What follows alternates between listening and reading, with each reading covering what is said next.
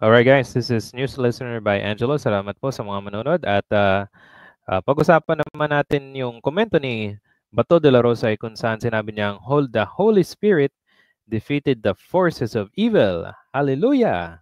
Nagbubunyi yung mga maka-Duterte ay kasi yung impeachment article or complaint laban kay Sara Duterte ay unconstitutional. Okay. So the reason yung pagka-unconstitutional ng impeachment complaint ay yung 1-year rule ban ay na-violate tsaka wala daw due process. Okay, but anyway, in a different topic, we'll talk about that. And then sa komento ni Bato ay pag-usapan natin yan in a quick take, okay? And sabi niya dito sa Facebook from Impact Leadership, okay? When I moved for the dismissal of the impeachment complaint versus VP Sara, I was guided by the Holy Spirit.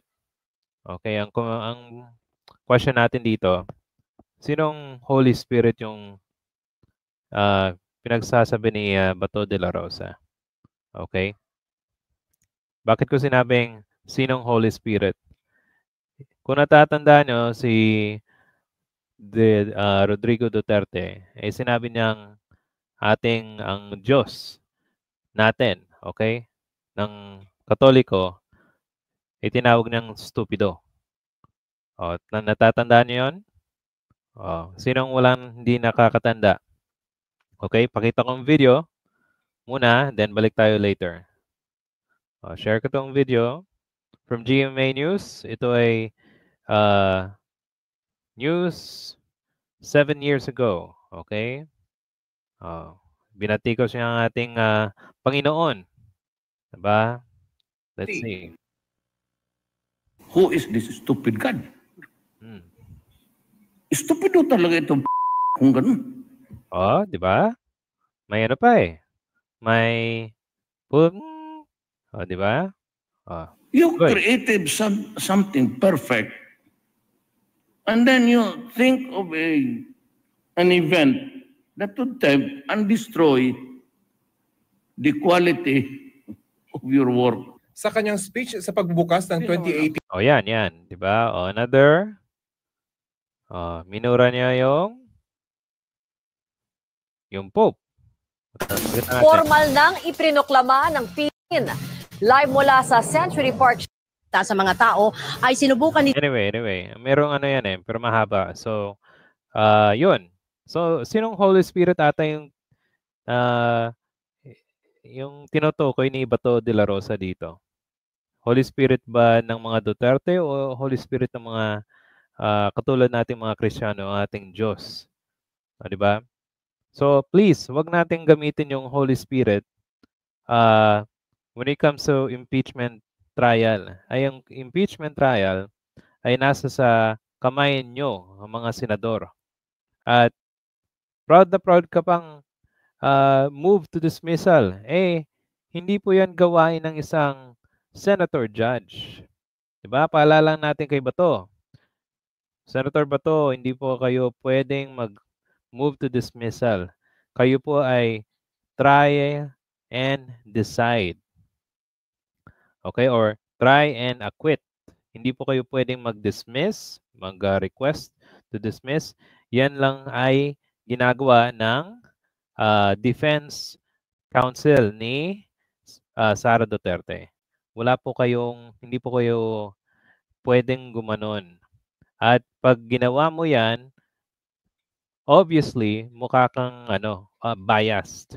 Hindi mo tinitingnan yung mga ebidensya at basta lang makapag motion to dismiss ka.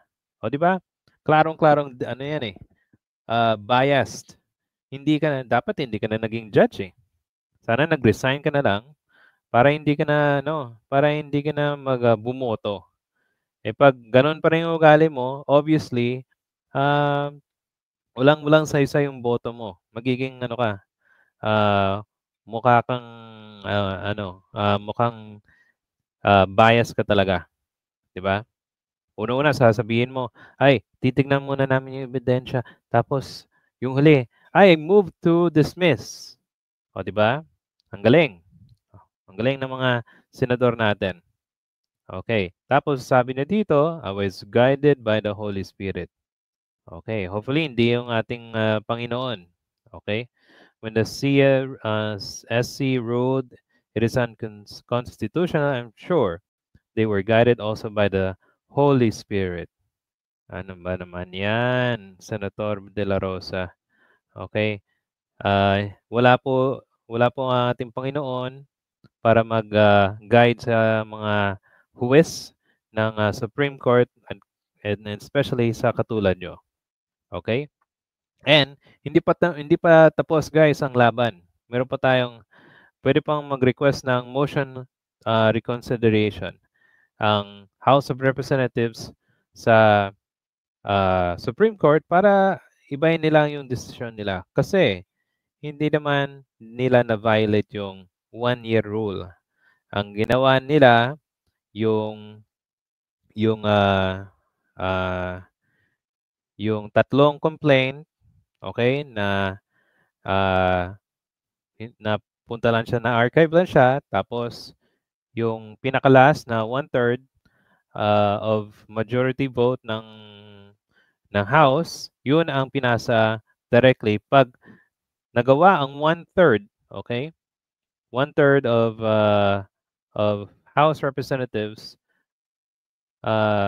immediately magiging forthwith impeachment trial court agad. Okay? Yun ang pinakaklaro sa impeachment rules. Okay? And then tapos yun, mag-MR. Ang due process ay pag nasa impeachment trial na, doon na ilalabas yung ebidensya. Napag-umpisahan naman to sa mga hearings sa Senado, sa House of Representatives, di ba? So dapat ituloy ang impeachment trial, dapat baguhin ng Supreme Court ang kanilang desisyon. At I think I've heard there are people, yung mga experts, legal luminaries, merong isang impeachment complaint na nangyari before na parang binaliwala nila yung desisyon na yon at pinayagan nilang unconstitutional tong kay Sara Duterte. Okay, but anyway, that will be a different topic. So for now, sabihin lang natin na wag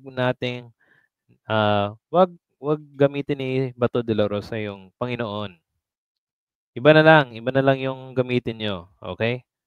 Kasi yung poon nyo, minura yung Panginoon na dapat ay nire-respeto. Okay, so that's it guys. If you have any comments or suggestion, please comment and like and subscribe. Salamat po, and I'll see you in the next video.